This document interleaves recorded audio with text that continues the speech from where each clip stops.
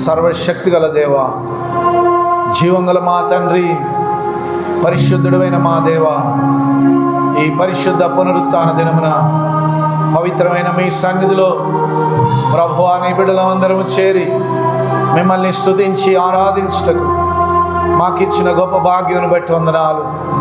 పరలోకపు తండ్రి, ఈ పరిశుద్ధ దినమున పవిత్రమైన మీ వాక్కు ద్వారా మమ్మను దర్శించి మాతో మీరు మాట్లాడమని ప్రభువా మీ సన్నిధిలో మేము ప్రార్థిస్తున్నాం. మీ పరిశుద్ధాత్మ కార్యమును ఇక్కడ జరిగించమని ప్రార్థిస్తున్నాం. నా నోటి మాటలు మా అందరి హృదయ ధ్యానములు మీ దృష్టికి అంగీకారమగునట్లు కృప చూపించి మమ్మను దర్శించి మాతో మాట్లాడమని యేసు ప్రభునామమున వేడుకొనుచున్నాం తండ్రి. ఆమెన్. హల్లెలూయా, హల్లెలూయా, హల్లెలూయా. దేవుని నామానికి స్తోత్రం కలుగును గాక. మన ప్రభు అయిన యేసు క్రీస్తు నామమున మీకు అందరికీ శుభములు. ఈ పరిశుద్ధ పునరుత్థాన దినమున, ఈ పరిశుద్ధ ఆదివారం ఆరాధనలో ప్రభు బిడ్డలమైన మనం ఈ రీతిగా ఆ పరలోకపు తండ్రి సన్నిధిని చేరి మనం ఆయనను స్తుతించి ఆరాధించుటకు ప్రభు ఇచ్చిన ఈ గొప్ప భాగ్యాన్ని బట్టి యేసయ్య నామానికే మహిమ చెల్లిస్తున్నాను. హల్లెలూయా, హల్లెలూయా, హల్లెలూయా, హల్లెలూయా, హల్లెలూయా, హల్లెలూయా.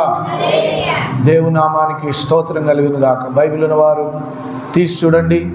రోమిలకు రాసిన పత్రిక 11వ అధ్యాయం. రోమిలకు రాసిన పత్రిక 11వ అధ్యాయం. అదే రీతిగా యూట్యూబ్లో కూడా దేవుని వాక్యం వింటున్నటువంటి దేవుని బిడ్డలు, మీరు కూడా దేవుని వాక్యం వింటున్న సమయంలో మీ బైబిల్ను తెరిచి రోమిలకు రాసిన పత్రిక 11వ అధ్యాయంలో నుండి దేవుని యొక్క వాక్యాన్ని మనం ధ్యానించబోతున్నాం గనుక మీరు కూడా రోమిలకు రాసిన పత్రిక 11వ అధ్యాయంను తీసి దేవుని వాక్యం జాగ్రత్తగా మనం విందాం. హల్లెలూయా. రోమిలకు రాసిన పత్రిక 11వ అధ్యాయంలో భక్తుడైనటువంటి పౌలు రోమాలో ఉన్న సంఘముతో మాట్లాడుచున్నాడు. దేవుని యొక్క నామమున రక్షణ పొందిన వారు ఎవరు కూడా నశించిపోవడం దేవునికి ఇష్టం లేదు. అదే రీతిగా తన యొక్క స్వంత జనులు అనగా పౌలు యొక్క గోత్రమునకు సంబంధించిన వాళ్ళు అనగా ఇశ్రాయేలీయులందరూ కూడా ఎవరు నశించిపోవడం పౌలు భక్తునికి ఇష్టం లేదు. ఎందుకు ఆ విధంగా అంటున్నాడంటే, దేవుని యొక్క ఏర్పాటు ద్వారానే భూమి మీద ప్రతిదీ కూడా సంభవిస్తుంది. దేవుని ఏర్పాటు లేకుండా ఏది కూడా జరగదు. దేవుడు ఐగుప్తు దేశంలో తన మహిమను చూపించడానికి ఫరో రాజు యొక్క హృదయాన్ని కఠినపరిచాడు. ఎందుకు? దేవుడు తన యొక్క కార్యములను ప్రత్యక్షపరచుట కొరకే ఫరో హృదయం కఠినమైపోయింది. మోషేతో కూడా దేవుడు ముందే చెప్పాడు. మోషేతో దేవుడు ముందే చెప్పాడు. ఏమని చెప్పాడంటే, మోషే, నువ్వు ఇశ్రాయేలీయులను విడిపించడానికి బయలుదేరి వెళ్ళు, కానీ నీ ఎదుట ఇశ్రాయేలీయులందరి ఎదుట ఫరో హృదయాన్ని నేను కఠినపరుస్తాను. ఫరో హృదయాన్ని కఠినపరచట ద్వారా అతడు మిమ్మల్ని అసలే పోనీయడు. అప్పుడు నా నామమున ఐగుప్తు దేశంలో నువ్వు అద్భుత కార్యాలు చేస్తావు.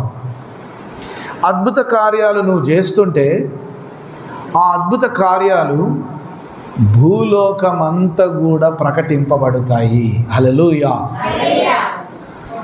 యెహోవా దేవుని యొక్క మహిమ భూలోకమంతా కూడా విస్తరించుట కొరకు బైబిల్ గ్రంథములో ఐగుప్తు దేశములో దేవుడు చేసిన కార్యాలను కొనసాగించుట కొరకు ఫరో యొక్క హృదయం కఠినమైపోయింది. అదే రీతిగా దేవుని యొక్క రక్షణ భాగ్యం, దేవుని యొక్క కృప అన్యజనులకు విస్తరించుట కొరకు, అనగా భూలోకమందున్న సకల అన్యజనులకు విస్తరించుట కొరకు ఇశ్రాయేలీయులు లోబడనొల్లని జనులైపోయిరట. కొంతకాలం వాళ్ళ యొక్క హృదయం కఠినమైపోవడం వల్ల కొద్దిసేపు కొన్ని రోజులు దేవుని ఆరాధిస్తున్నారు, మరికొన్ని రోజులు దేవుని చిత్తానికి వ్యతిరేకంగా దూరం అయిపోతున్నారు. అప్పుడు వారి యొక్క హృదయాలు కఠినమైపోవడం వలన దేవుడు దయగలవాడు గనక అన్యజనుల వైపు తన చిత్తాన్ని చూపించాడు. అందుకే మనం ఈరోజు సజీవుడైన దేవుని, సృష్టికర్త అయిన దేవుని, సత్యమైన దేవుని మనం అందరూ నమ్ముకున్నాం. మనందరికీ ఈ రక్షణ భాగ్యాన్ని ఆయన ఎందుకు ఇచ్చాడంటే, ఆయనను కొందరు బాధ పెట్టారట, కొందరు దుఃఖ పెట్టారట, కొందరు తిరుగుబాటు చేశారట. అందుకు ఆయన తన మనస్సును మార్చుకొని భూమి మీద ఉన్న సకల జనుల వైపు తన చిత్తాన్ని మళ్లించాడు. అయితే పౌలు భక్తుడు అంటాడు, అయినంత మాత్రాన ఇశ్రాయేలు నశించిపోతారా? లేదు, అట్లా అనడానికి వీల్లేదు. ఎందుకంటే కొంతకాలము వారి హృదయం కఠినమైంది, కానీ ఆ తర్వాత వాళ్ళందరూ కూడా రక్షణ కృప ద్వారా పొందుకున్నారు. హల్లెలూయా. అంటే ప్రస్తుతం ఇజ్రాయెల్, ప్రస్తుతం యెరూషలేం పట్టణంలో, పాలస్తీనా, యోర్దాను, ఇశ్రాయేలు ప్రాంతంలో ఇశ్రాయేలీలు ఇప్పుడు యెహోవా దేవుని ఆరాధిస్తున్నారు. కొన్ని స్థలాలు, కొంతవరకు పాలస్తీనా, యోర్దాను, కొన్ని ప్రాంతాలు శత్రువు చేతిలో ఉన్నాయి. ఇజ్రాయెల్, యెరూషలేం పట్టణం దేవుని బిడ్డల చేతిలోనే ఉంది. వాళ్ళందరూ ఇప్పుడు యెహోవా దేవుని ఆరాధిస్తున్నారు. దేవుడు వారు నశించిపోవడం ఇష్టం లేక ఇశ్రాయేలులో శేషముగా మిగిలిన వారు రక్షణ పొందడానికి కృప చూపించాడు. హల్లెలూయా. భక్తుడైన పౌలు అన్యజనుల కొరకు సువార్థికుడుగా ఏర్పాటు చేయబడి దేశ విదేశాలు తిరిగి సువార్త ప్రకటించాడు. దేశ విదేశాలు తిరిగి సువార్త ప్రకటించాడు. కానీ నా సొంత ప్రజలు కూడా నశించిపోవడం నాకు ఇష్టం లేదు అంటాడు. హల్లెలూయా. అలాగైన ఎడల నేను అడుగునదేమనగా, దేవుడు తన ప్రజలను విసర్జించినా అట్లనరాదు. నేను కూడా ఇశ్రాయేలీయుడను, అబ్రహాము సంతానమందలి బెన్యామీను గోత్రమునందు పుట్టినవాడను. తాను ముందెరిగిన తన ప్రజలను దేవుడు విసర్జింపలేదు. ఏలియాను గుర్చిన భావంలో లేఖనము చెప్పునది మీరు ఎరగరా? ప్రభువా, వారు నీ ప్రవక్తలను చంపిరి, నీ బలిపీఠములను పడగొట్టిరి, నేనొక్కడినే మిగిలి ఉన్నాను, నా ప్రాణము తీయజూచుచున్నారు అని ఇశ్రాయేలునకు విరోధముగా దేవుని ఎదుట అతడు వాదించుచున్నాడు. అయితే దేవోక్తి అతనితో ఏమి చెప్పుచున్నది?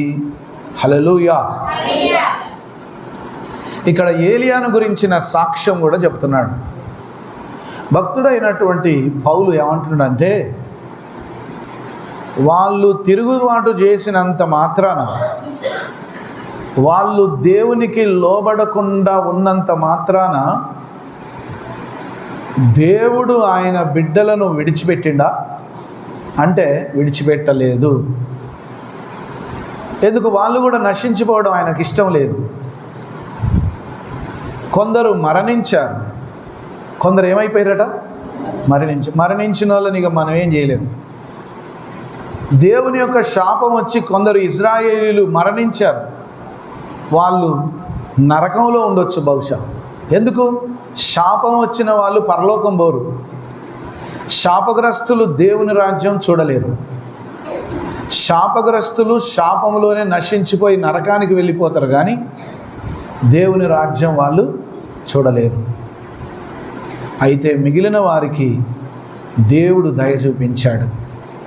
మిగిలిన వారికి దేవుడు కనికరం చూపించాడు. మిగిలిన వారికి దేవుడు రక్షణనిచ్చాడు. అందుకు భక్తుడైన పౌలు అంటాడు, ఏలియాను గురించిన సాక్ష్యంలో ఏమంటాడంటే, ప్రభువా, ఇదిగో ఈ శత్రువులందరూ ప్రవక్తలను చంపారు, బలిపీఠములను పడగొట్టారు, నీ బిడ్డలను హింసించారు, ప్రవక్తలను ఏడిపించారు, నేను ఒక్కనే మిగిలిపోయినాయ్యా. నన్ను కూడా చంపేయాలనుకుంటారు. నన్ను కూడా ఏం చేయాలనుకుంటారు? చంపేయాలనుకుంటారు. నేనేం చేయాలా ప్రభువా అని దేవునికి ప్రార్థన చేసిందట. హల్లెలూయా.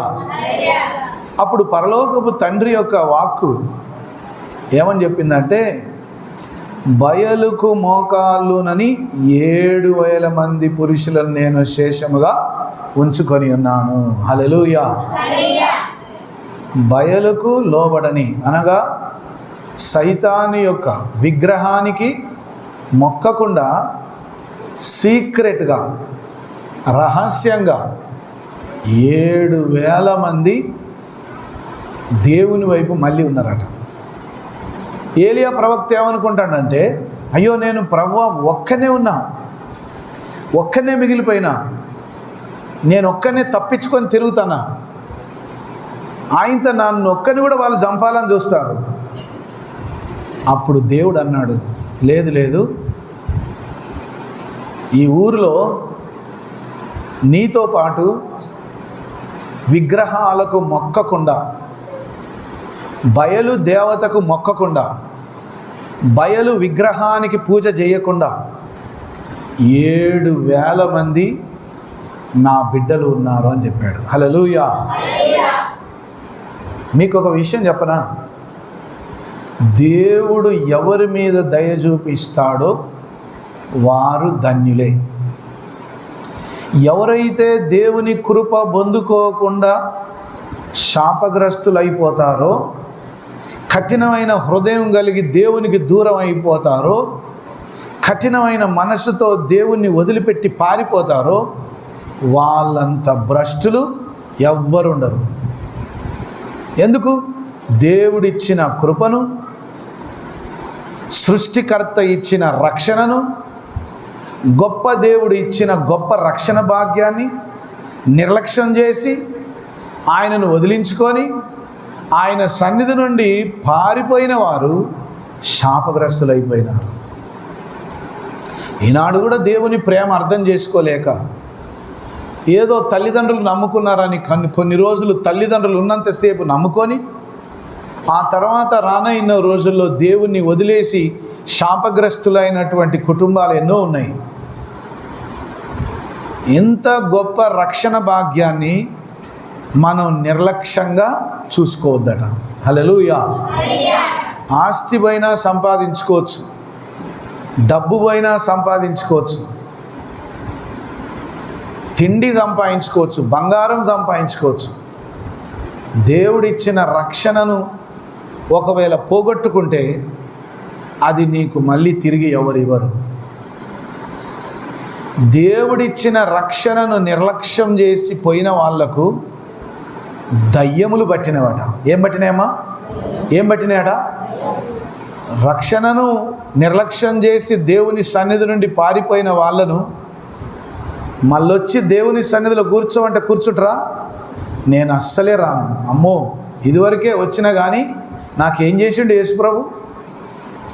ఇదివరకు నేను వచ్చినా, ఇదివరకు రావడమే ఎక్కువ. ఏందట? ఇదివరకు వాళ్ళు రావడమే ఎక్కువ, నేను రావడమే ఎక్కువ. మా కులాన్ని లెక్క చేయకుండా, మా మతాన్ని లెక్క చేయకుండా, ఏదో నువ్వు చెప్పినావు కాబట్టి యేసు ప్రభు నమ్ముకుంటే మళ్ళా వచ్చి ఇప్పుడు యేసయ్య కాడికి రమ్మంటున్నావా? అబ్బో, ఇక చాలులే, నేను రాను. వాళ్ళంత భ్రష్టులు ఎవరు ఉండరట భూమి మీద. ఎందుకు? సృష్టికర్త అయిన దేవుని భూమి మీద ఉన్న సకల జనులు నమ్ముకుంటారు. ఎవరు అవునన్నా ఎవరు కాదన్నా యేసుక్రీస్తు ప్రభువే సత్యమైన దేవుడు. హల్లెలూయా. అందుకే భారతదేశంలోనే కాదు, ప్రపంచమంతా ప్రజలకు విచిత్రమవుతుంది. ఏంది ఇది? అందరూ కూడా యేసు ప్రభు దేవుడని నమ్ముకుంటారు.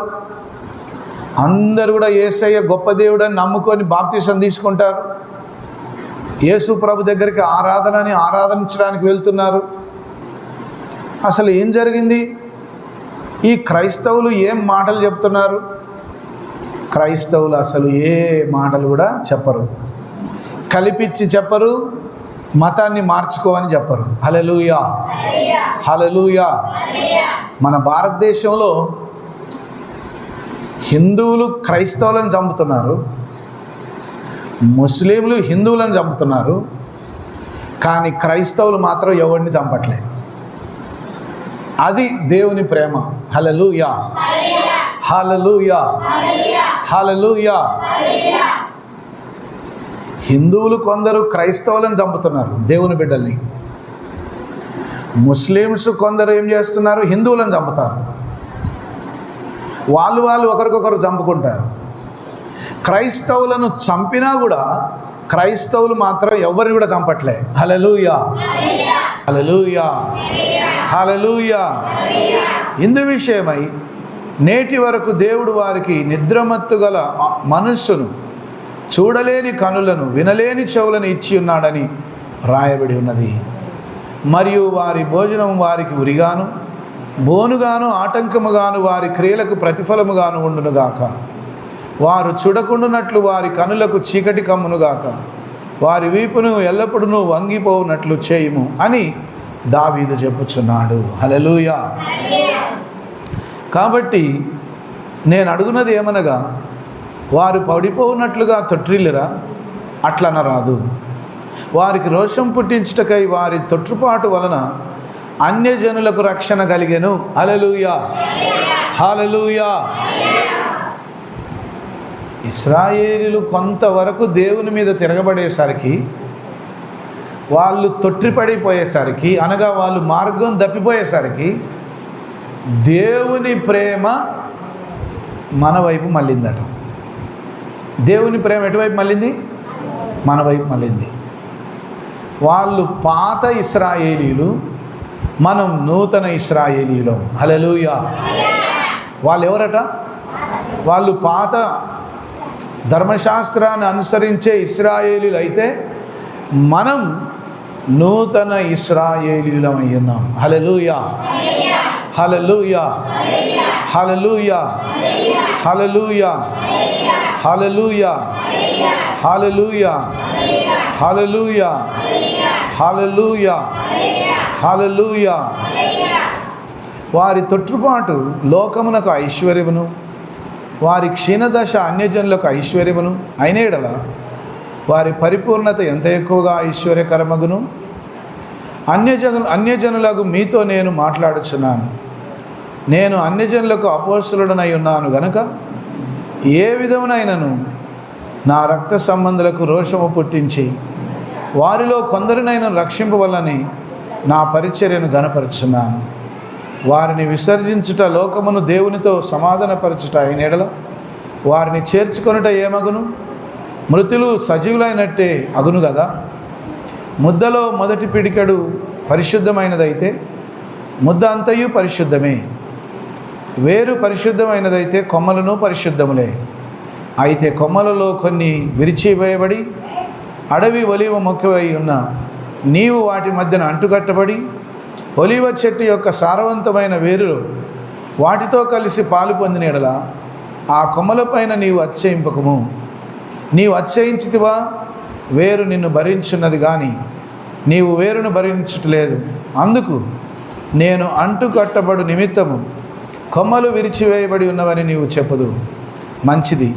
వారు అవిశ్వాసమును బట్టి విరిచివేయబడిరి, నీవైతే విశ్వాసమును బట్టి నిలిచి ఉన్నావు. గర్వింపక భయపడుము. హల్లెలూయా, హల్లెలూయా, హల్లెలూయా. దేవుడు ఒక చెట్టు లాంటి వాడైతే ఆ చెట్టులో నుండి, ఇశ్రాయేలు సంతతిలో నుండి కొన్ని కొమ్మలు విరిచివేయబడ్డాయట. హల్లెలూయా. ఇప్పుడు కొమ్మ విరిచివేయబడిన చోట అమ్మ చెట్టుకు అక్కడ ఒక గాయం అవుతుంది, అవునా కదా? కొమ్మ ఇరవగానే అక్కడ ఏముంటుంది? తెల్లగా గాయంలాగా ఉంటుంది. అక్కడ అన్యజనులు అంటుగట్టబడినరట. హల్లెలూయా. అవిశ్వాసము వలన దేవునికి దూరం అయిపోయారట కొందరు ఇశ్రాయేలీలు. నువ్వైతే విశ్వాసము వలన దేవుని నమ్ముకున్నావు. హల్లెలూయా. నువ్వు ఎట్లా నమ్ముకున్నావు దేవుని? విశ్వాసము ద్వారా.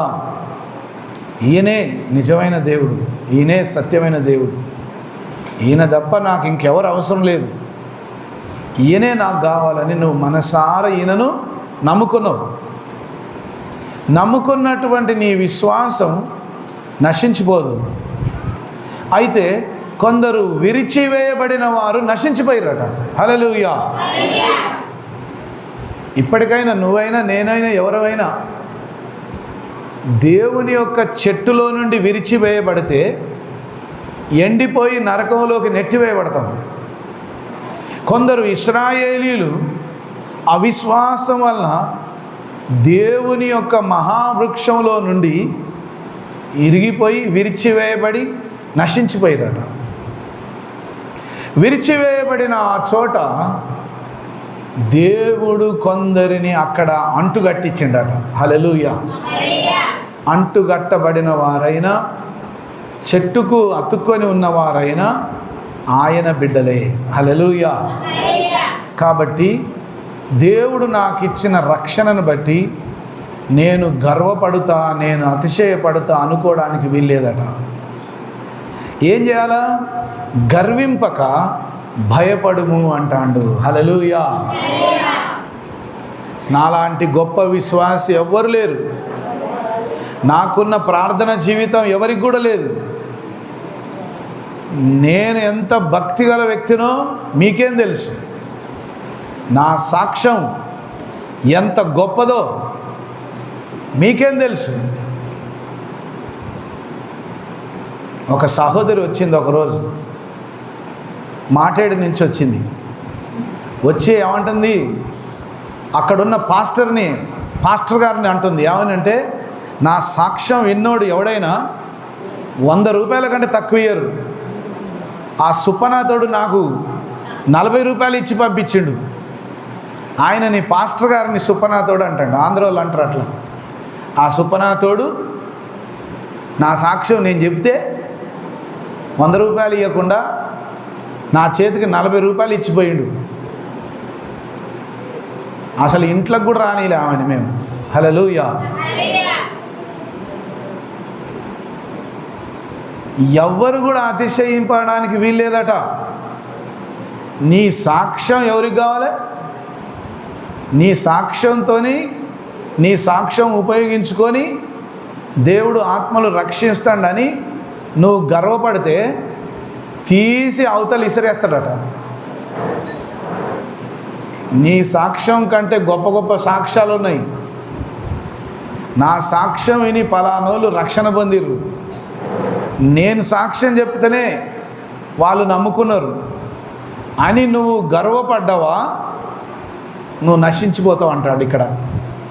గర్వపడకుండా నిన్ను ప్రేమించి నీ సాక్ష్యాన్ని ఉపయోగించుకుంటాడు కాబట్టి ఇంకా ఎక్కువ దేవునికి భయపడి భక్తి కలిగి ఉండు. ఎందుకంటే నిన్ను వాడుకుంటాడు కాబట్టి. హల్లెలూయా.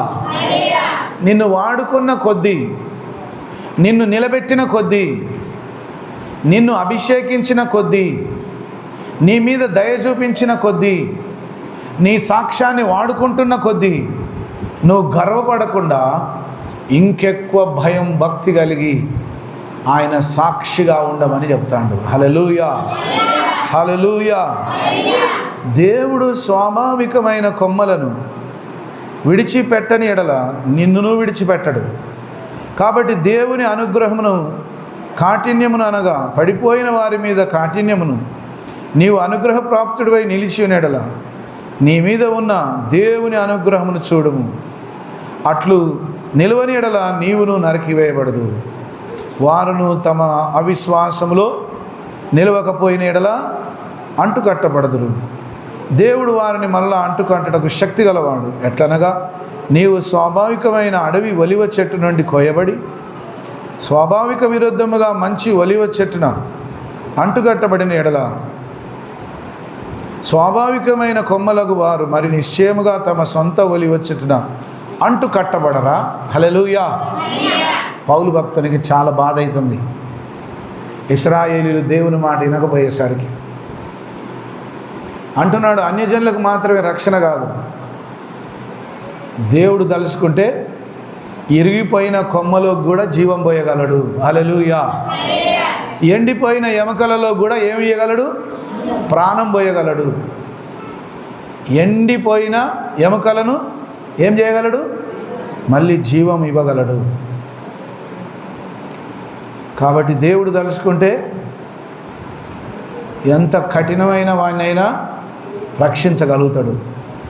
దేవుని శాపం వస్తే గర్వాంధులైన వారిని, అతిశయించే వారిని నరికివేస్తాడట. హల్లెలూయా. అందుకే యోహాను భక్తుడు అంటాడు, ఇప్పుడే గొడ్డలి చెట్టు వేరున ఉంచబడి ఉన్నది, ఫలింపని ప్రతి చెట్టు నరికివేయబడి అగ్నిగుండంలో పడవేయబడుతుంది. కాబట్టి నీవు నరికివేయబడకుండా నీ రక్షణను కాపాడుకో. హల్లెలూయా. దేవుడిచ్చిన కృపను బట్టి ఆనందించి సంతోషించి ఆయనను ఘనపరిచి సాక్షిగా నిలువు, కానీ నా అంత గొప్ప ఎవరు లేరని గర్వించడానికి వీల్లేదు. హల్లెలూయా. ఈనాడు చాలామంది సెలబ్రిటీ సేవకులు తయారయ్యారు. కొంచెం సంఘం ఎదగగానే ఇక నేను పెద్ద సేవకునని సూటు బూటు కోటు వేసుకొని తిరుగుతారు సేవకులు చాలామంది. అవసరం లేదు. భారతదేశంలో బాగా చలి ఉన్న ప్రాంతాల్లో సూట్ వేసుకుంటారు. ఎందుకంటే అక్కడ నిత్యం సూట్ వేసుకోవాలి, ఎందుకంటే బాగా చలి ఉంటుంది కాబట్టి. మన భారతదేశంలో ఎంత ఉడకపోసినా అప్పుడప్పుడు పెళ్ళిళ్ళలో చూస్తా నేను, మొత్తం చెమటలు కారిపోతూ ఉంటాయి, సూట్ వేసుకొని వస్తాడు పాస్టర్ గారు, మొత్తం చెమటలు కారిపోతూ ఉంటాయి. వాతావరణాన్ని బట్టి డ్రెస్ వేసుకోవాలి. గొప్పతనం చూపించుకోవడానికి డ్రెస్సులు వేసుకోవద్దు. మనుషులు పైవేషాన్ని లక్ష్య పెడతారు కనుక ప్రజలను మోసం చేయడానికి పైవేషాన్నే చూపించుకుంటారు చాలామంది సేవకులు. పైవేషాన్ని చూసి కూడా ప్రజలు మంచి కోట్ వేసుకొని సూట్ వేసుకొని ఏసీ కార్లు వస్తే ఈయన పెద్ద అయ్యగారు అనుకుంటారు. నాలాగా ఉత్తగానే తెల్ల బట్టలు వేసుకొని కనబడితే ఈయన ఎక్కడోడో పల్లెటూరోడు పిచ్చోడు అనుకుంటారు. హల్లెలూయా. ఎవ్వరు కూడా నేనంత గొప్పని గర్వపడడానికి వీల్లేదట. గర్వపడితివా నరికివేయబడదు అంటాడు. హల్లెలూయా. ఎందుకు? మన తెలివి వల్ల, మన జ్ఞానం వల్ల, మన యొక్క మంచితనం వల్ల, మన శక్తి వలన ఏ కార్యం జరగదు. కార్యాలు చేసేది ప్రభువే కానీ మనుషులు కాదు. హల్లెలూయా. నేను ప్రార్థన చేస్తే దయ్యం పోయింది, నేను ప్రార్థన చేస్తే రోగం బాగైంది, నేను ప్రార్థన చేస్తే ఆత్మలు రక్షింపడ్డాయి. లేదు లేదు, నువ్వు ప్రార్థన చేయకపో ఆత్మలు రక్షింపబడతాయి. నువ్వు ప్రార్థన చేయకపో దయ్యాలు పారిపోతాయి. నువ్వు ప్రార్థన చేయకపో రోగులు బాగవుతారు. ఎందుకు అవుతారు? ఆయన శక్తిమంతుడు కనుక. కార్యం చేసేది నువ్వు కాదు, కార్యం చేసేది మనుషులు కాదు, దేవుడు కార్యం చేస్తాడు. నిన్ను నీవు గొప్పగా చూపించుకున్నా చూపించుకోకపోయినా దేవుడు కార్యం చేస్తాడు. హల్లెలూయా. అతిశయించక గర్వపడక భయపడుము అంటాడు. హల్లెలూయా. హల్లెలూయా. హల్లెలూయా. హల్లెలూయా. హల్లెలూయా. హల్లెలూయా.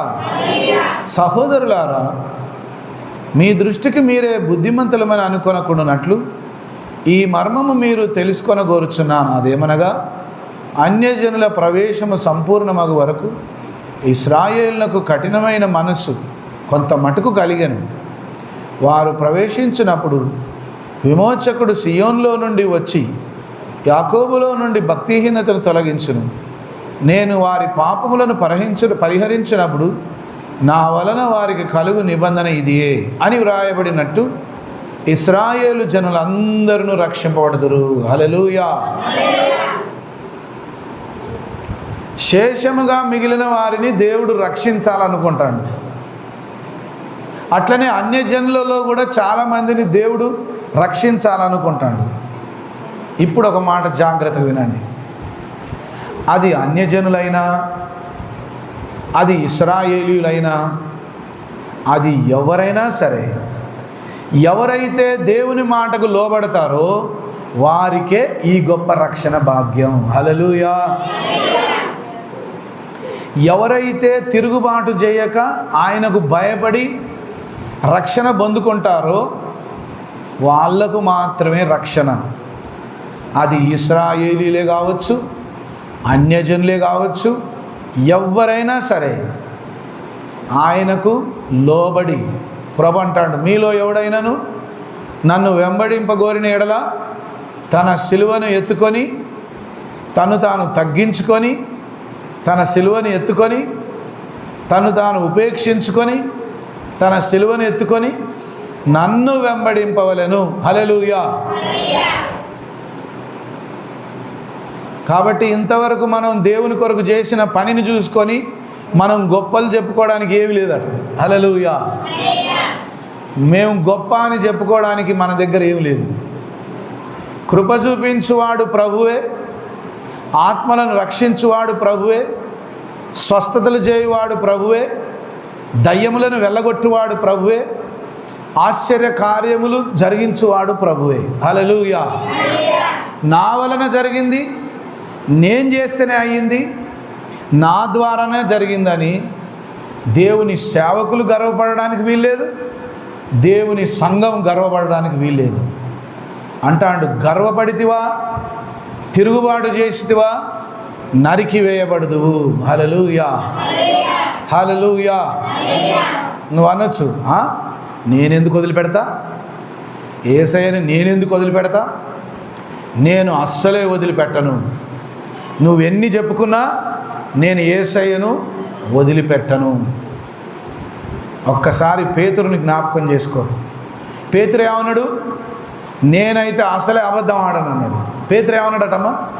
నేనైతే, అందరు ఆడతారేమో, మిగతా శిష్యులందరూ అబద్ధం ఆడవచ్చు యేసయ్య, నేను మాత్రం చెప్తానా అస్సలే అబద్ధం ఆడను. ఎవరితోని సవాల్ చేసిండట? యేసయ్యతోని సవాల్ చేసిండు. ఏమని? నేనైతే నిన్ను ఎరగనని నేను అబద్ధాలు చెప్పను, నాకు అసలు అబద్ధం రాదు, నేను చెప్పను. అప్పుడు యేసయ్య ఏమన్నాడు? ఈరోజు తెల్లవారుజామున కోడి గుయ్యక ముందు నన్ను నీవు ఎరగనని, యేసు ఎవరో అసలు నాకు తెలియదని 3 సార్లు చెప్తావు అన్నాడట. హల్లెలూయా. నేనెందుకు చెప్తా ప్రభా, అసలే చెప్పను నేను. లేదు నువ్వు చెప్తావు పేతురు అన్నాడట.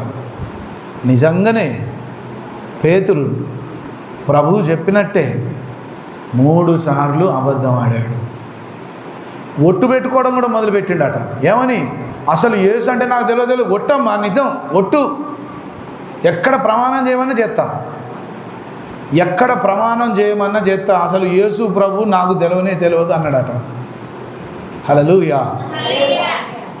అప్పుడు యేసయ్య రాత్రి అన్న మాటలు గుర్తొచ్చి మళ్ళా బయటికి పోయి బోరున ఏడ్చిండట. ఏమని?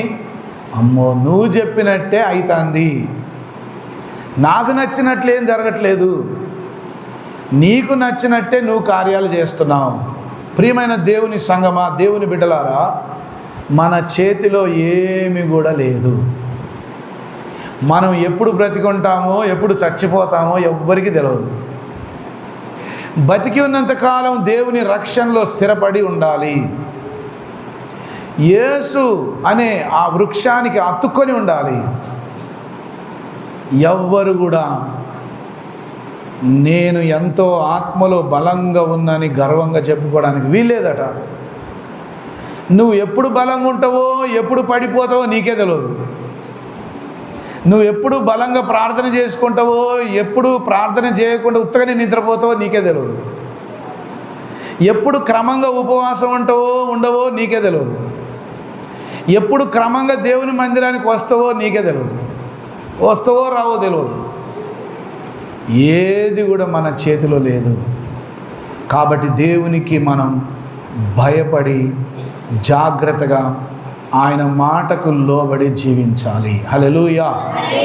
సువార్త విషయమైతే వారు మిమ్మల్ని బట్టి శత్రువులు కానీ, ఏర్పాటు విషయమైతే ఇతరులను బట్టి ప్రియులై ఉన్నారు. ఏలైనగా దేవుడు తన కృపావరముల విషయంలోను పిలుపు విషయంలోను పశ్చాత్తాపడడు. మీరు గత కాలమందు దేవునికి అవిధేయులై ఉండి ఇప్పుడు వారి అవిధేయత వలన బట్టి కరుణింపబడుతుంది. అటువలనే మీ ఎడల చూపబడిన కరుణను బట్టి వారును ఇప్పుడు కరుణ పొందు నిమిత్తము ఇప్పుడు వారు అవిధేయులై ఉన్నారు. అందరి ఎడల కరుణ చూపవల్లని దేవుడు అందరినీ అవిధేయత స్థితిలో మూసివేసి బంధించి ఉన్నాడు. హల్లెలూయా.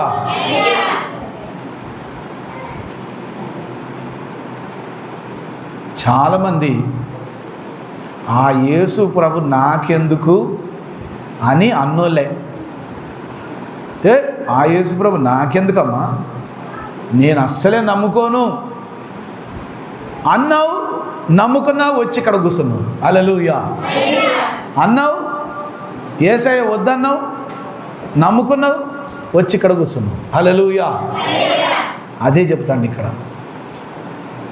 దేవుని ఏర్పాట్లో నీవు ఉన్నావు. పక్కన చెప్పండి, దేవుని ఏర్పాట్లో నీవు ఉన్నావు. హల్లెలూయా. ఎక్కడున్నాం మనం? దేవుని ఏర్పాట్లో లేకపోతే మనం ఎందుకు ఇక్కడ వచ్చి కూర్చుంటాం? మనం కూడా ఎక్కడో ఊళ్ళో పట్టుకొని అటు ఇటు తిరుక్కుంటుంది. దేవుని ఏర్పాట్లో ఉన్నవారు మరి పడిపోకుండా, దూరం అయిపోకుండా జాగ్రత్త పడవలెను. హల్లెలూయా. హల్లెలూయా. హల్లెలూయా. హల్లెలూయా.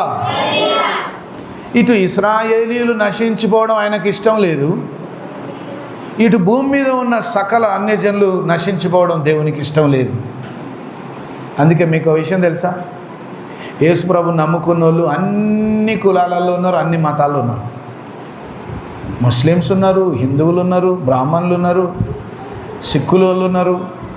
భక్త సింగ్ గారు గొప్ప సేవకుడు. ఎవరు అనుకున్నారు? ఆయన పేరే భక్త సింగ్. భక్త సింగ్ ప్రపంచంలో అన్నిటికంటే ఎక్కువ సంఘాలు కట్టిన దైవజనుడు ఆయన. ఆయన ఎవరు? సిక్కుల మతానికి చెందిన సిక్కులోళ్ళు వాళ్ళు. ఆయనను పట్టుకొని దేవుడు ప్రపంచంలో కొన్ని వేల సంఘాలను కట్టిండు దేవుడు. ఎవరైతే యథార్థమైన హృదయంతో దేవునికి లోబడి ఆయన ఆత్మ పొందుకొని ఆయన చిత్త ప్రకారంగా సేవ చేస్తారో వాళ్ళని దేవుడు ఘనంగా వాడుకుంటాడు. హల్లెలూయా. కొద్ది కొద్ది కార్యాలు జరగానే గర్వపడడం కాదు, కొద్ది కొద్ది కార్యాలకే నేను గొప్ప అని చెప్పుకోవడానికి వీల్లేదు. ఎవరైతే లోబడి ఉంటారో, ఎవరైతే ఆయనకు నిత్యం మొరపెట్టి ప్రార్థన చేస్తారో వాళ్ళని ఉన్నత శిఖరాలకు లేవనెత్తగలడు. ఆయనకు ఇష్టం లేకపోతే పాతాళములోకి కూడా నెట్టివేయగలడు. హల్లెలూయా.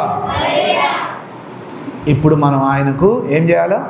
లోబడాలి, భయపడాలి, ఆయన మాట వినాలి. ఎందుకంటే ఆయన మాట వినకపోతే మనకు బతుకులేదు.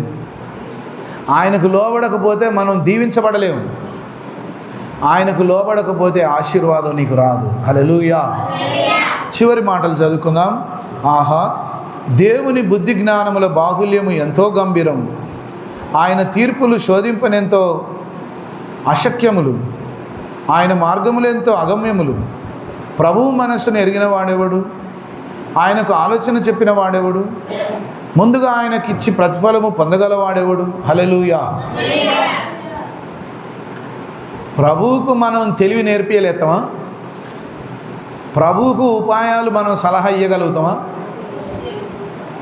ముందుగా ఆయనకిచ్చి ప్రతిఫలం పొందగలవాడెవడు? హల్లెలూయా. మనం ఏమనుకుంటున్నామంటే, నేను దేవునికి నమ్మకంగా దశంభాగం ఇస్తున్నా, ప్రథమ ఫలం ఇస్తున్నా, సంఘ సభ్యత్వం కానుకిస్తున్నా, దేనికైనా నేను ముందుంటా అని మనం అనుకోవచ్చు. కానీ ఇక్కడ దేవుని వాక్యం ఏం చెప్తుందంటే, దేవుడిస్తేనే నువ్వు ఇయ్యగలుగుతున్నావు. హల్లెలూయా. పక్కనతో చెప్పండి, దేవుడిస్తేనే నువ్వు ఇయ్యగలుగుతున్నావు. దేవుడు ఇయ్యకపోతే నువ్వు ఇయ్యలేవు. అంతేనా కదా చెప్పండి? దేవుడిస్తేనే కదా మనం ఇయ్యగలిగేది. దేవుడిస్తేనే మనం ఇయ్యగలుగుతున్నాం. హల్లెలూయా. మన సంఘంలో ఎదిగిన బిడ్డలు ఏ దూర ప్రాంతం పోయి ఎక్కడ ఉద్యోగం చేసినా వాళ్ళందరి దశమ భాగం మన సంఘానికి పంపించాలి. చాలామంది అట్లే పంపిస్తున్నారు. నాకు ఫోన్పే ద్వారా పంపిస్తున్నారు. ఎంత దూరం పోయి ఎంత పెద్ద ఉద్యోగం చేసినా, అమ్మో నా ఆత్మీయ తండ్రి, నన్ను రక్షించిన సంఘం, నేను బాప్తీసం తీసుకున్న సంఘం, నేను మారుమనసు పొందిన నా దేవుని సంఘం, అబ్బో ఆ పల్లెటూరులో మా అయ్యగారు ఎంతో కష్టపడి సేవ చేస్తున్నారు, ఎన్నో డబ్బులు ఖర్చు పెడతారు, నా దశమ భాగం నా ఆత్మీయ సంఘానికే చెందాలని చాలామంది దేవుని బిడ్డలు దూరంలో పనిచేస్తున్నా కూడా వారి దశమ భాగాన్ని ఇక్కడికే, మన చర్చికే, మన సంఘానికి పంపిస్తున్నారు. హల్లెలూయా. మీకు విషయం చెప్తా, జాగ్రత్త వినండి. పట్టణాల్లో ఉన్న చర్చిలో ఉన్న పాస్టర్స్ ఏం చెప్తారు తెలుసా మీకు? అమ్మా నువ్వు ఏ చర్చికి పోతే ఆ చర్చిని వేయాలమ్మా దశమ భాగం, మీ చర్చికి పంపించొద్దమ్మా. ఎందుకు చెప్తారంటే, ఆ చర్చికి వచ్చే వాళ్ళందరూ వేరే ఊర్ల నుంచి వచ్చిన వాళ్ళే ఉంటారు. ఎవరు కూడా అక్కడ రక్షణ పొందిన వాళ్ళు ఉండరు. పట్టణాల్లో హాలిడేస్ వస్తే చర్చి మొత్తం ఖాళీ అయిపోతుంది. అక్కడ ఎందుకు? ఎవరు ఉండరు. పనులు అయిపోతే ఎక్కడోళ్ళు అక్కడ వెళ్ళిపోతారు. ఆ చర్చిలో ఎవరు ఉండరు. పట్టణాల్లో ఉన్న సంఘాలు అట్లుంటాయి. అందుకే వాళ్ళు ఏం చెప్తారంటే, అమ్మ నువ్వు ఏ చర్చికి పోయి ఎక్కడ వాక్యం వింటే అక్కడే దశమ భాగం ఇవ్వాలి. లేదు లేదు లేదు, నిన్ను రక్షించి నీకు రక్షణ భాగ్యం ఇచ్చి నిన్ను ఆత్మీయంగా బలపరిచి నువ్వు ఎక్కడైతే రక్షణ పొందుకున్నావో, బాప్తీసం పొందుకున్నావో, ఎక్కడైతే నువ్వు ఎదిగావో చిన్నప్పటి నుంచి ఆ సంఘానికే నీ దశమ భాగం చెందుతుంది. నీ ప్రథమ ఫలమే కావచ్చు, నీ దశమ భాగమే కావచ్చు. నువ్వు అక్కడ చర్చికి పోతే అక్కడ కూడా ఇవ్వచ్చు కానుక. కానీ దశమ భాగం కానీ ప్రథమ ఫలము కానీ దేవుని సంఘం ఎక్కడైతే రక్షణ పొందావో అదే సంఘానికి నువ్వు ఇవ్వాలి. అట్లయితేనే నీవు ఆశీర్వదింపబడతావు. హల్లెలూయా. నేనంతే చేస్తా. నేనెక్కడ బలపడ్డానో నా దశమ భాగం అక్కడికే పంపిస్తా. నన్ను ఆత్మీయంగా బలపరిచిన వారికే నా దశమ భాగం పంపిస్తే అప్పుడే నాకు ఆశీర్వాదం వస్తుంది. నువ్వు రక్షణ పొందిన నీ సంఘంలోనే నీ దశమ భాగం ఇచ్చి నువ్వు దీవింపబడాలి. ప్రభువుకు ముందుగా ఆయనకిచ్చి ప్రతిఫలము పొందగలిగిన వాడెవడు? దేవుడు మనకి ఇయ్యకముందే మనం ఆయనకి ఇయ్యగలమా? దేవుడు మనకు ఇయ్యకముందే ఆయనకు మనం ఇయ్యలేతామా? లేదు. దేవుడు మనకి ఇస్తేనే మనం ఆయనకి ఇయ్యగలుగుతున్నాం. దేవుడు వర్షం పుట్టిస్తేనే, దేవుడు వర్షం పడేటట్లు చేస్తేనే మనం పంటలు పండించుకొని డబ్బు సంపాదించుకొని ఆ డబ్బు ద్వారా మనం బతుకుతున్నాం. ఆ పనుల ద్వారా మనం బతుకుతున్నాం. భూమి మీద ఉన్న ప్రతిదానికి ఆధారం ఒక్కటే, ఏందంటే డబ్బు కాదు, దేవుడు పండించేటువంటి పంటలే ఆధారం భూమికి. హల్లెలూయా.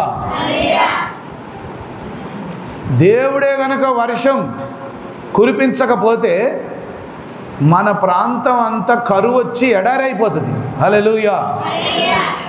అప్పుడు బంగారం పనికిరాదు, వెండి పనికిరాదు, డబ్బులు పనికిరావు. ఇప్పుడు ఏది ముఖ్యమైంది? దేవుడు కురిపించే వర్షం. ఆ వర్షంతోనే పంటలు పండుతాయి. ఆ పంటలతోనే డబ్బు చేసుకుంటాం. ఆ డబ్బుతోనే మనం బతుకుతాం. డబ్బులున్న వాళ్ళు కొనుక్కొని ధాన్యాన్ని తింటారు. దేవుడిస్తేనే మనం దీవించబడగలం. దేవుడిస్తేనే మనం ఆశీర్వదింపబడగలం. దేవుడు పంటలను కాపాడితేనే పంటలు మంచిగా పండుతాయి, అప్పుడు మనం దీవించబడతాం. కాబట్టి దేవుడు నీకు ఇస్తేనే నువ్వు దేవునికి ఇవ్వగలుగుతున్నావు. నీకంటూ నువ్వే సొంతగా సంపాదించుకునేది ఏది లేదు. నా తెలివి, నా జ్ఞానం, నా గొప్పతనమే అసలు దేవుడు ఎక్కడున్నాడు అని ధనవంతుడు అన్నాడట. హల్లెలూయా. ధనవంతుడు ఏం చేసిండట? కొట్లలో ధాన్యం సమకూర్చుకొని ఇంటి బయట కూర్చొని ఏమన్నాడట? నా ప్రాణమా తినుము, తాగుము, సుఖించుము అన్నాడట. హల్లెలూయా. తన ప్రాణంతో ఏమన్నాడట? నా ప్రాణమా తినుము, తాగుము, సుఖించుము అన్నాడట. ఆకాశము నుండి ఒక స్వరం వినబడ్డదట. అమ్మా నాకెళ్ళి చూడండి ఒకసారి. నిద్రపోయేట వాళ్ళు కళ్ళు తెరిచి చూడండి. ఆకాశం నుండి స్వరం వినబడ్డదట. ఏమని? వెర్రివాడా, పిచ్చోడా. నేను పిచ్చోన్నా? నా దగ్గర ఉన్న డబ్బులు ఎవరి దగ్గర ఉన్నాయా? నా దగ్గర ఉన్న బంగారం ఎవరికైనా ఉన్నదా? ఒక్కసారి నా కొట్లలో చూడు, ధాన్యం ఎంత ధాన్యం ఉంది, ఎంత డబ్బు ఉంది నా దగ్గర. నన్ను ఎవరు పిచ్చోడు అంటారు? మళ్ళీ వినబడదట స్వరం. ఏమని? వెర్రివాడా, ఈ రాత్రే నీ ప్రాణం అడుగుచున్నారు. నువ్వు సంపాదించింది ఎవరిదగును? హల్లెలూయా. ఆ లెక్కన చూస్తే మనం అంతా పిచ్చోళ్ళం అన్నట్టేగా. బంగారం చూసి మురిచినా, డబ్బు చూసి మురిచినా, ఆస్తి చూసి మురిచినా, అందం చూసి మురిచినా, ఎర్రతోలు చూసి మురిచినా, నీ అందం చూసి మురిచినా నువ్వు పిచ్చోడివి, పిచ్చిదానివి అంటాడు దేవుడు. పిచ్చోళ్ళేనట, అందరం పిచ్చోళ్ళమే. మనుషుల యొక్క జ్ఞానం దేవుని దృష్టిలో చింపిరి గుడ్డలతో సమానమట. హల్లెలూయా. మనుషుల జ్ఞానం దేవుని దృష్టిలో ఏంటిదట? చింపిరి గుడ్డలే. అందుకే అంటాడు, వెర్రివాడా, నా ప్రాణమా. మళ్ళీ చెప్తా నేను, నన్ను ఎవరయ్యా వెర్రివాడు అనేది? నన్ను పిచ్చోడు అంటారా? నా ప్రాణమా తినుము, తాగుము, సుఖించుము. నువ్వు బతికినంత కాలం ధాన్యం కొట్లలో సమృద్ధిగా ఉన్నది, నీకేం కొదవ నా ప్రాణం అంటే మళ్ళీ వినబడుతుంది. ఏమని? వెర్రివాడా, ఈ రాత్రే నీ ప్రాణమును అడుగుచున్నారు. నువ్వు సంపాదించినది ఎవరినదగును, ఎవరిదగును, ఎవరిదగును. హల్లెలూయా. కాబట్టి మనం భూమి మీద గర్వపడడానికి ఏం లేదట. మనం ఏం తీసుకొని రాలేదు, ఏం తీసుకొని పోం. ఎట్లా వచ్చామో అట్లనే తిరిగి వెళ్ళిపోతాం. ఇంకా మనం చచ్చిపోయినప్పుడు మన అన్నీ గుంజుకుంటారు. ఒంటి మీద ఉన్న బంగారం గుంజేసుకుంటారు, డబ్బులు గుంజేసుకుంటారు, అన్నీ గుంజేసుకుంటారు. ఏది మనది కాదు ఈ భూమి మీద. హల్లెలూయా. అందుకే దేవుని వాక్యంలో అంటాడు, గర్వపడడానికి ఏం లేదు. దేవుని కృపలో మనం ఉన్నామని భయంతో, భక్తితో ప్రభువుకు లోబడి ఉండాలి. హల్లెలూయా. ఆయన మూలమునను, ఆయన ద్వారాను, ఆయన నిమిత్తమును సమస్తమును కలిగి ఉన్నవి. యుగముల వరకు ఆయనకు మహిమ కలుగును గాక. గట్టి చెప్పండి ఆమేన్. నోరున్న వాళ్ళు ఆమేన్. గట్టి చెప్పండి. యుగముల వరకు ఆయనకు మహిమ కలుగును గాక. ఆమేన్, ఆమేన్. చివరిగా 3 విషయాలు చెప్తున్న, జాగ్రత్తగా చివరి లైన్లో ఉన్న చూడండి. ఆయన మూలమునను అంటే ఆయన ద్వారానే, ఆయన నిమిత్తము. హల్లెలూయా. ఆయన మూలమునను, ఆయన ద్వారాను. ఆయన ద్వారా అంటే ఆయన మాత్రమే సృష్టించాడు. ఎవరి నిమిత్తము సృష్టించాడు అంటే ఆయన నిమిత్తము. హల్లెలూయా. నీ కొరకు కాదు, నా కొరకు కాదు. మనలందరినీ ఎవరి కొరకు సృష్టించుకున్నాడట దేవుడు? ఆయన కొరకు. నువ్వు ఆయన బిడ్డగా ఉండి ఆయన సాక్షిగా ఉంటావని, నువ్వు ఆయన పాత్రగా ఆయన కొరకు వాడబడతావని, నువ్వు ఆయన నిమిత్తమున్నావు. హల్లెలూయా. అందుకే అంటాడు, మీరు పేరు పెట్టి పిలువబడి ఉన్నారు, మీరు విలువ పెట్టబడి కొనబడి ఉన్నారు. నీవు నీ సొత్తు కాదు, నీవు విలువ పెట్టి కొనబడిన వ్యక్తివి. యేసయ్య తన పవిత్రమైన రక్తమును విలువగా పెట్టి నిన్ను కొన్నాడు. సైతాను బంధకంలో నుండి నిన్ను విడిపించాడు. దేవుడు తన రక్తాన్ని విలువ పెట్టి నిన్ను కొన్నాడు. నీవు నీ సొత్తు కాదు. హల్లెలూయా. అందుకే అంటాడు, జీవించువాడనిక నేను గానే కాదు, నాలో క్రీస్తు ప్రభువే జీవిస్తాడు. జీవించేది నేను కాదు, బతికున్నది నేను కాదు. వాస్తవానికైతే నేను ఎప్పుడో చచ్చిపోదును. వాస్తవానికైతే నేను ఏమైపోదును, ఎప్పుడో చచ్చిపోదును, ఎప్పుడో సమాధిలో ఉండేవాడిని. కానీ జీవించేది ఇప్పుడు నేను కాదు. నేను అనేవాడు ఎప్పుడో చచ్చిపోయాడు. నేను అనేవాడు ఏమైపోయాడు? ఇప్పుడు బతికున్నది ఎవరు? యేసయ్య నాలో ప్రాణం పెట్టాడు కాబట్టి యేసయ్య ప్రాణంతో నేను బతికున్నా. హల్లెలూయా, హల్లెలూయా. అందుకంటాడు, జీవించువాడను ఇక నేను కానే కాదు, నాలో క్రీస్తు ప్రభు ఆత్మ ఉన్నది గనక ఈ శరీరం కదులుతాంది. హల్లెలూయా. మరణ పడకలో ఉండి నేను ప్రభుతో చెప్పాను, ప్రభువా నువ్వే గనక నన్ను బ్రతికిస్తే నేను బతికినంత కాలం నీ పనే చేస్తా. హల్లెలూయా. అప్పటి నుంచి ఇప్పటి వరకు ఎన్నో శ్రమలు, వ్యతిరేకతలు, అనారోగ్యం, ఇబ్బంది, కష్టం, దుఃఖం నాది నేనే దిగమింగుకొని ఆయనకే చెప్పుకుంటూ ఆయన కొరకే బతుకుతున్నా. ఎందుకంటే బతికేది నేను కాదు. హల్లెలూయా. బతికించింది ఆయన, బతకవలసింది ఆయన కొరకు. హల్లెలూయా. అందుకంటాడు, ఆయన మూలమునను, ఆయన ద్వారాను, ఆయన నిమిత్తమును సమస్తమును కలిగి ఉన్నవి. హల్లెలూయా, హల్లెలూయా. నీ కొరకు కాదు, నీ పిల్లల కొరకు కాదు, నీ సంసారం కొరకు కాదు, నీ గొప్పతనం కొరకు కాదు. ఆయన ద్వారా, ఆయన నిమిత్తం, ఆయన కొరకే సమస్తమును కలిగి ఉన్నవి. హల్లెలూయా. కాబట్టి ఇశ్రాయేలీయులైనా మనమైనా ఎవరైనా ఆయన మాటకు లోబడి ఆయనకు విధేయత చూపించి ఆయన వాక్యానుసారంగా జీవించడమే దేవుని యొక్క చిత్తం.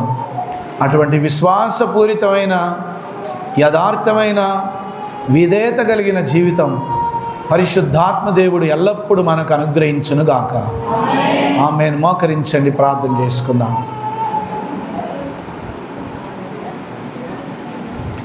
జీవించువాడనికా నేను కానే కాను, నాలో క్రీస్తేసుడే జీవించి నడిపించును. జీవించువాడనికా నేను కానే కాను, నాలో క్రీస్తేసుడే జీవించి నడిపించును. హల్లెలూయా, హల్లెలూయా, హల్లెలూయా.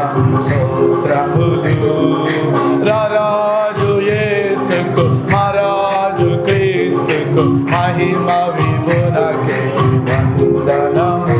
జయమే, జయమే, యేసు నామములో విజయమే, జయమే. సాతానుపై విజయమే. యువతి యువకులారా, పిన్నలు పెద్దలారా, విశ్వాస వీరులారా, ప్రభుని స్తుతించుడి. హల్లెలూయా, హల్లెలూయా, హల్లెలూయా.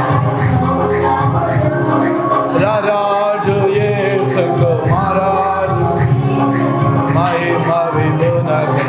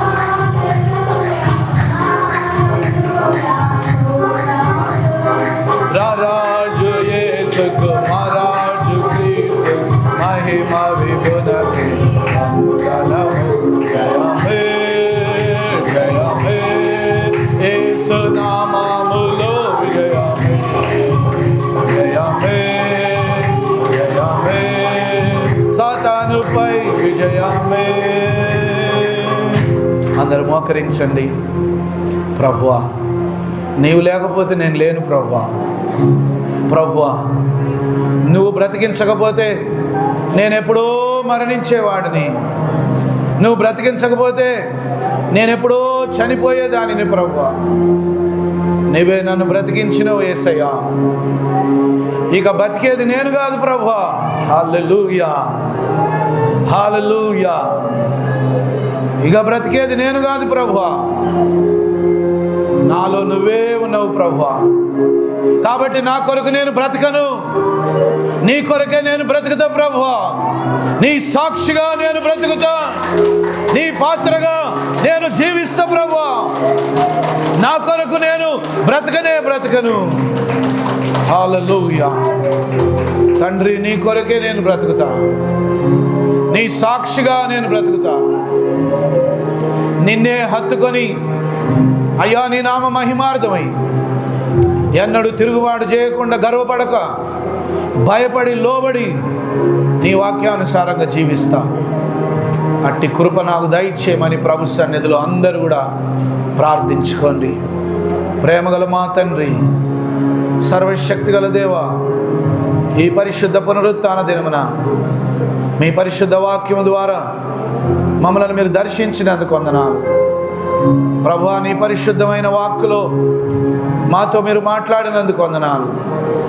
అటు ఇశ్రాయేలులే కావచ్చు, ఇటు అన్యజనులే కావచ్చు, అది ఎవరైనా సరే నీవు ఇచ్చిన రక్షణను బట్టి అతిశయించకుండా, గర్వపడకుండా, లోబడి, భయపడి జీవించే భాగ్యం భూమి మీద పుట్టిన ప్రతి ఒక్కరికి దయచేయమని ప్రార్థిస్తున్నాం ప్రభువా. నీవు ఎవరిని కనికరిస్తావో వాళ్ళు మాత్రమే నీ రక్షణ పొందుకోగలుగుతారు. ఎవరి మీద దయ చూపిస్తావో వాళ్ళు మాత్రమే నిన్ను నమ్ముకోగలరు. కొందరైతే కఠినమైన హృదయములు గలవారై నశించిపోయారు ప్రభువా, నరకపాత్రులు అయిపోయారు ప్రభువా. మమ్మల్ని అయితే అలా కాకుండా కృప ద్వారా దయ చూపించి రక్షించావు గనక ఇక జీవించేది మేము కాదు, నువ్వే గనక మేమెక్కడను గర్వపడక, అతిశయపడక, మమ్మల్ని మేము గొప్పగా చూపించుకోవడానికి ప్రయత్నం చేయకుండా నిన్ను గనపరిచే భాగ్యం మాకు దయచేయి.